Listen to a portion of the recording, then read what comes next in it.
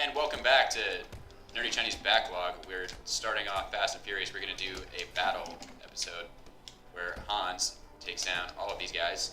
Get out of here. Get out of here, chair guy. That didn't... Okay, that doesn't seem very reasonable. Yeah, but right there, that's when I would have gotten hit, like what I was talking about before. That double takedown. I keep accidentally hitting the counter button instead of the punch. Yeah. Like, I keep hitting it a second too early for the prompt. Oh, so cool.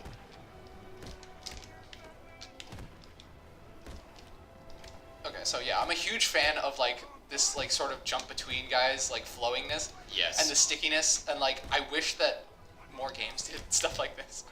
I think it's probably because like I think Rockstar did try to sue Shadow really? Mortar developers for using their and I think the Assassin's Creed developers, Ubisoft, wanted to sue them for like the traversal and stuff.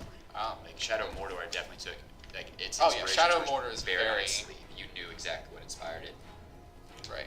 Well, but like, would you not argue that those are kind of the worst parts of it? Like the best part of it is the most unique part, which is the procedural generation. Yes. The Nemesis system is easily the best part. I would argue that, I would make the argument, I think we talked about this on Twitter, but I would make the argument that if anything, like, Talion needs to be able to do less, so that he has to rely on the orcs more, you know? I would agree with that. It forces the player to engage with the systems instead of, like, in theory, you could make it through that whole game just stealth killing guys. Except for the guys who are immune to stealth kills, but... And if you, oh my god, whenever you get to if you do get the Nemesis system, the thing that is so great about it is when you do get your Nemesis, because they level up and they kill you more than once, they are immune to everything. Yeah, they start getting like, so you have to like use your dudes, right? You have to use your dudes, and it's just this like cannon fodder basically. But like you can't stealth kill them. They're immune to combos, so like combo takedowns. So you can't do that. They're immune to poison, immune to range attacks. They have a shield. They're immune to jumping over their heads. It's just like, so basically you just need to find some way to blow them up. Can't your dudes in Shadow of War, can't they also betray you? No, because you dominate them. Well, in Shadow of War, they might have a way to like take their minds back, but I haven't gotten that far. Yeah, so. yeah. That's what I was under the. I heard that was possible, and that's what made me be like, huh. That automatically makes it like 10 times more interesting than Shadow of War. If it is possible, I have not gotten there yet. Shadow of War, rather.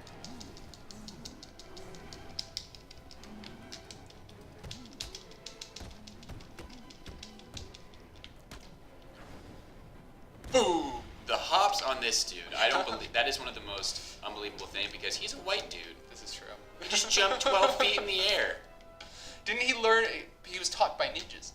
You think? Oh my God! I just saw it. Have you seen that video series called the Kobe System? The Kobe system? Yeah. It sounds interesting.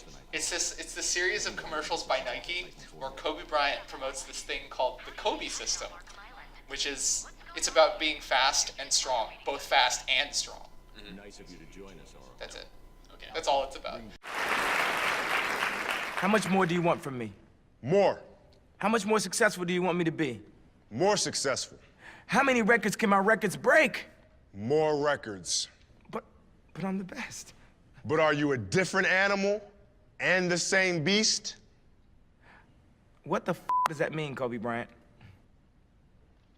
You're welcome. How long does this thing hold that electrical charge? A while. Just hold the slow-mo button to make it fly slowly. Shit. Down. There it is. Right? This is the button, right? I think so. Yeah. God, Remote control boomerang is the worst in this. making you rely on that in some, that is the worst part of this game. I hate that it does. One of the things I hate the most is that it uses it 3 times in plot progression, but it never teaches you really. Like it gives you the text prompt, but like it. That word's got ass in it. You laugh at that, but you wouldn't laugh at my joke about Freddie Mercury. I am a child. I do not deal in sophisticated humor. How do I Sorry, remember Pat. what I'm supposed to do with this. Did you do it? Oh wait, hold on. Yeah, there we go. What did that accomplish? Probably something. Wait, maybe I'm supposed to be in it and do that.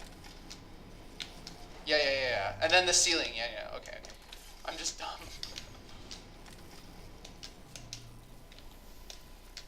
See, we got it. We figured it out. You can stand directly underneath it. just turn my face away for a second, and shrapnel and concussive force means nothing to me. Yeah, I want to know how that shit works. Like, is it actually a high explosive? It's got to be some level explosive. I don't know why I didn't just quickfire that. Oh, and you can also see the posters for Wonder City, which is foreshadowing again. Yeah. There is a lot of really nice details they put in the world for Arkham City. I think that detail is kind of missed out in Arkham Origins because there's not as much stuff like this around. Like, they don't have as much lore like the Wonder City being underground and everything. And Solomon Grundy. Horrors of the Deep. Oh, yeah, that's the shark here. We forgot to bring our bat shark repellent. Wait, hold on. Have we already been here? Yeah, that's the arena room. We just got our way up to the...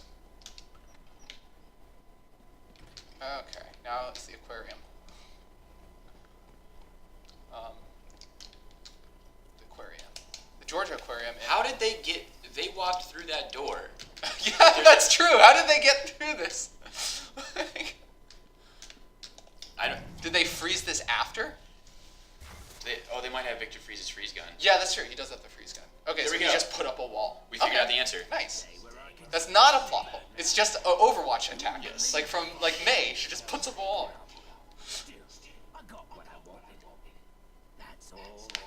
The freeze attacks in Anthem are really good. Like I said, I played the Storm class where you can do elemental Right. casting and stuff. And in Anthem it doesn't emphasize a lot of team combos. So one thing you can do is my class Storm can freeze an enemy, and then whoever's playing Ranger can shoot a missile, and that Okay. immediately blows it up. Right, and like it combo, shatters you get them? That's dope. And you get a bonus to XP and stuff for the combo. That's dope.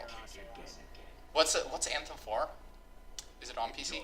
I think it will be, but it's not going to be the Steam store. I think they said it's going to be going through the Epic store. Is it cross-platform compatible? Like what do you and Jake play on? Because We play on PlayStation. It PlayStation. might Okay, I won't be able to become- help you guys then. it might become cross-platform, but I think it's going to be like Destiny, where it's not. Okay, so this is a moment that I want to talk about because it's from the Seamus Young analysis again. But this moment is an example of why he brings this up as why this game and Dark Souls are similar, but this game's better. I don't know exactly about that. I don't really have an opinion on that because I haven't played all the way through Dark Souls. But his example is that in Dark Souls there's this part where you get hit by a boulder, right? Mm-hmm. There's no warning it. These dudes just roll it down at you. You die and get sent back to the last save spawn. It doesn't telegraph it to you. This game lets you walk on the ice, shows you the danger, the shark. What the fuck? Was I walking too fast? Where did they get that shark? Has that just been chilling in the aquarium underneath the floor? Well, there was no aquarium. This room didn't used to be flooded. Well, then where did they get a shark? Hugo Strange, you're weird. I don't know. Yeah, let's try this one more time. What just happened? I thought I was walking pretty slow. I thought I was crouched. Shit, we have to watch that scene again. It's super dramatic, though. Don't you want to see it? I don't because I don't because we're not doing anything during it. That's not why these shows are fun. Okay. Get And under the ice. do you see the ice density meter on the right when you jump on the ice? Right. Yeah. We jump on it. Right. He activates the ice density meter. Yes. But so watch very closely. If it spikes above the dotted line, you are cracking the ice. So you have to walk. Yeah. So you have to walk real Even slow. slower than. You have to. So I would just not crouch because you can still move. That's yeah, just walk. That's too. You just have to walk real slow. Yeah. Yeah. It's just the kind of fast-paced entertainment you guys are watching this for. Let's see how fast we can get. Slowly accelerating. But yeah, this game kind of telegraphs that danger to you. It gives you that meter, and it's like, hey, something bad's gonna happen if you let this meter go over. You know, it doesn't blindly force you to go back. Are you from the 13th precinct?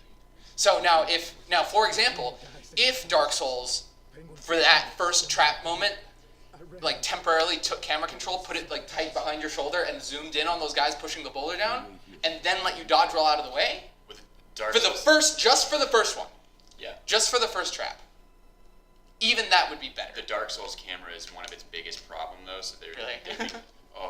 If you watch people do Let's Plays, if you play it yourself and try and do a boss battle, the camera is your worst enemy by far. I've always heard that the first game is it's hard, but it's not hard because it's hard. It's hard because it's non-functional. See, here's the shark. Here's the danger. If you fuck up, He's a shark that'll eat you. Yeah. I mean, a lot of games do that. continue, Dark sorry. Souls is, I think, kind of takes pleasure in knowing that it can screw with you. Where are the other guys? I forgot where the other guys are. I know we have to get the raft and like pull ourselves to them, but I don't remember where they are. Go to the left. There's a raft right there. I think you can get on. The first Dark Souls does have like a lot of bugs, and the camera is real bad. It works. It's functional, but There's not a dude over here though. Wait. no, there's no more people in this room. You have to go into other rooms in order to get to the dude. Like there. Oh wait, no, there's a guy over there. Yeah. Oh, he is. Oh, there they are. Why didn't we just do detective vision? Because that makes it easy. Yeah, I thought you were talking about enemies. Yeah. I think if you get on the thing behind you, you can go around to him. Well, but we can cut this raft down too. Oh, that's right. Wait, hold on, where's batarangs? There we go, and then.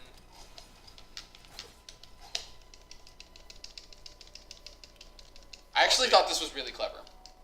This is This is like it shows you how to use the bat claw, and you kind of know how to use the bat claw from the previous game, right? And then it gives you this, which is like an alternate usage of it. It's like it's the same tool, you're using it in a different way though, and I think that's really cool. I wish more games did that. Well, that's one of the things that the Arkham series does really well is they have a lot of tools, and like you know what tools you're gonna have. They introduce some new tools, but they're good at being like, well, they have all of these tools already. They've used them all for certain stuff. How can we make this interesting still, and not just get repetitive? Well, Add I'm these trying to kind of think. levels in. Because what I remember from from Asylum, it's like there's a lot of cases in which like the gadget is matched to its problem. But this is a case where like technically the gadget is matched to its problem, but there are more than one problem. There's more than one problem that one gadget can solve. Yeah, and they add on stuff like that throughout the series, and in Okay. addition to adding, like, the backlaw is used for the stuff that it was used for in Batman Arkham Asylum, but they're like, well, how do we make sure this doesn't get tedious, and you're just not just doing the same thing with the same equipment? Oh, okay, fair Throw enough. in some extra problems that you have to use your existing. There's something here we can get a. I think it's over to the right. I think you have to go to one of the displays. I think turn right. No. This is that's the poison room. I remember that room very distinctly. It's the room that you go in, you take the Riddler trophy, and you die. No subject. Maybe it's just not a thing. What's the plaque say? Shipwrecked.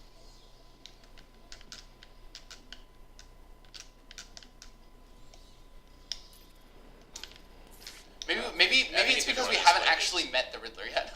Oh, do you meet the Riddler until you solve all his puzzles? You solve like some of them, and once you've solved enough of them, he'll be like, hey, here I am, and then you start doing his side quests. Oh. All right. Using thermal imaging. All right. I think this is a good place to pick up for the next one. So. Truth. We've been recording for about 2 hours, and I've got to do some other stuff. So it's good playing with you, Drew. Good playing with you. And now, I guess we'll see the audience next time on the NC Backlog.